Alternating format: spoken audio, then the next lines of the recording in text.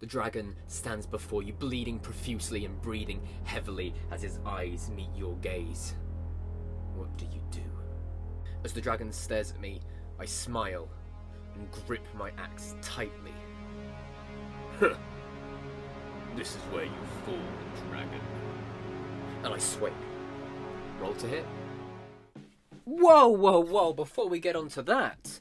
Hello, weary traveller. My name is Matthew Beecham from 1 in 20, and today I'm here to talk to you about what happens when you take that glorious math rock and roll either a 1 or a 20. Well, let's get to it. We're rolling.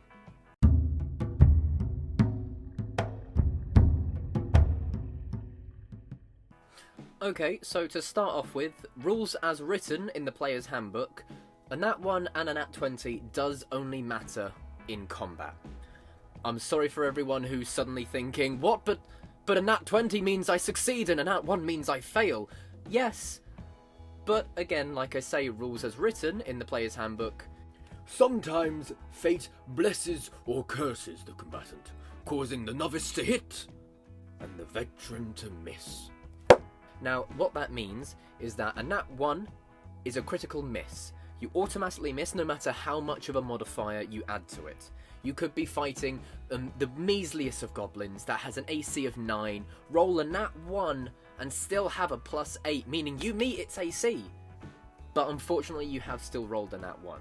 Now, counter to that, you have the almighty nat 20. Now what this means is that no matter how little your modifier is, you hit nonetheless. You could be a level 1 paladin with a mere +3 to hit and you roll a nat 20 against the giant. Why are you fighting a giant at this point, man? Step down. With an AC of 25, meaning you do only hit for a 23, but you hit, and you hit hard. Now, there are two main ways that most dungeon masters will deal with criticals, natural 20s, whether that be doubling the dice rolled or doubling the damage rolled on those dice. Now, the main thing to remember about rolling your critical is that all dice matter. In this situation, when you roll that critical, all the dice that you would have rolled for that damage get doubled. So you could be a rogue with your 1d4 dagger damage and 3d6 sneak attack. When you roll a critical, all of those dice get doubled. Whether you're doubling the dice number, meaning that 1d4 becomes 2d4, and those 3d6 becomes 6d6. Or you're using the double the damage rolled, which means whatever damage rolled total on that 1d4 and 3d6, all of that gets doubled in number. Don't worry, paladins, this does mean that you can put your divine smite in once you know you already have a natural 20, getting even more doubles than you first intended. But of course, discuss that with your DM. Some DMs like different rules. Only once you've completed the doubling aspect of your critical do you then add your modifiers. Your modifiers, unfortunately, do not get doubled, due to the fact that they are directly tied with your personal ability. The reason rules as written natural 1s and natural 20s only apply during combat is due to the fact that when it comes to ability checks, theoretically, skill does prevail. This gives the players the opportunity to, even when they roll low, still succeed. This is where having a high skill bonus will come in handy, not to mention abilities such as reliable talent or expertise. This does also work the other way, there being a character who has a very low chance in succeeding at a certain check will have a hard time even when they roll a natural 20. Maybe their modifier still doesn't allow them to meet the DC. Well, unfortunately that does conclude the rules as written aspect of rolling a natural 1 and rolling a natural 20. So... But wait, there's more. Now, some DMs may introduce the homebrew rule that a natural 1 and a natural 20 apply outside of combat as well. This allows for hilarious moments of brevity when your barbarian turns to you and says, "Wait a minute, I figured it out." Or when the wizard kind of fumbles and says, "Oh, well, I just don't really remember." With this rule applied, there is one thing that I will always stand by. And that is that, no matter in which situation you're in, a natural 1 is not a bad thing to be feared.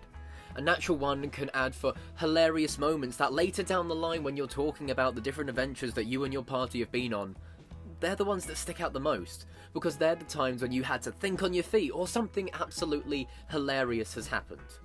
Believe me, I understand that a natural one can be really frustrating.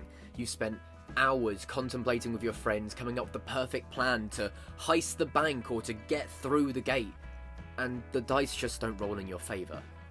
But don't let this put you off. Don't make it a moment where you get frustrated and have to walk away from the table for a moment.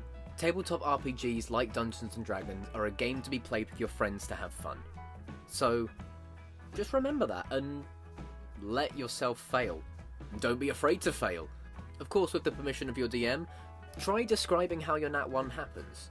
Perhaps you're sneaking past a bandit camp in the dead of night as suddenly you get the urge and let out a sneeze. One of the bandits automatically just turns and says, "Bless you," and you reply, "Thanks." Roll initiative. Before we wrap up, I would just like to say if you've enjoyed this video, feel free to give it a like and maybe subscribe to the channel. We have a variety of other videos towards helping you towards figuring out how to play D&D.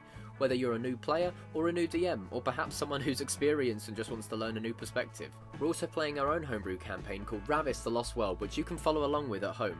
In this campaign, we're actually using our own homebrew system for a natural 1 and natural 20, called the Crit Table, made by Liam, Matt Linfield, the other Matt, and Chris throughout their many years of playing Dungeons & Dragons.